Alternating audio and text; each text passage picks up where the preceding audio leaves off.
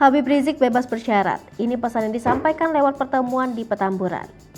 Sekretaris Majelis Syuro Persaudaraan Alumni PA 212, Slamet Ma'arif menjelaskan, kedatangan Habib Rizik Syihab ke kediamannya adalah bagian dari silaturahmi sembari melepas rindu dengan teman-teman seperjuangannya.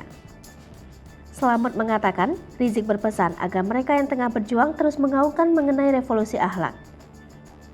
Slamet menambahkan, hingga kini ia belum tahu akan rencana ke depan Habib Rizik.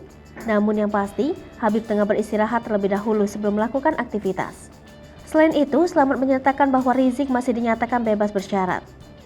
Slamet juga bersyukur dengan kedatangan Habib ke kediamannya. Karena selain datang dalam keadaan sehat, kedatangan Habib adalah bagian dari silaturahmi sembari melepas rindu dengan teman-teman seperjuangannya. Menurut Koordinator Humas dan Protokol Direktorat Jenderal Pemasyarakatan, Kementerian Hukum dan Keamanan Republik Indonesia Rika Aprianti, Habib Rizik keluar dari rumah tahanan Bareskrim Polri cabang Lapas Cipinang pada Rabu pagi.